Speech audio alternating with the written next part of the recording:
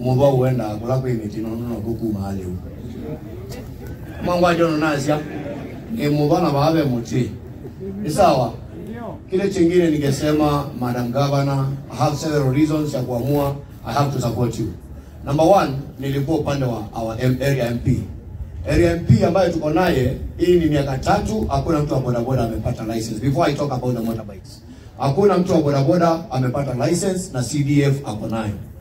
So tumekuja tunaomba msaada kwako. La pili, Madam Governor, tumeona ukitandikwa sana. Anondo ni ongeveti. Na inendete ibeti. Nina amei yo kutetea nwekunwa. Kwa sababu wengine wanasema nzima anasema aliona pikipiki mbili na ziko kwa stage. And then anasema aliona pikipiki mbili na bado kwa bunge ndiye anapiga wenzake.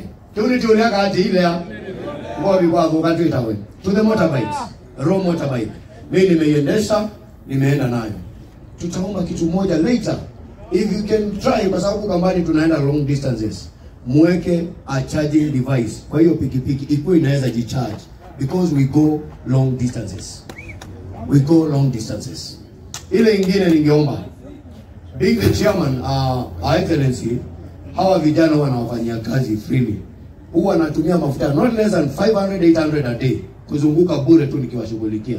Sasa hii kuna hii pikipiki. To the directors, I understand the CEO here is here. I know the founder is here. If you mind, only 2 motorbikes. Tuanze biashara, you give us only 2. When you come to Machakos for marketing, we go with you, we charge nothing. Bora we have your motorbike here. However, you give us 2, we pray. Please, And then to the governor.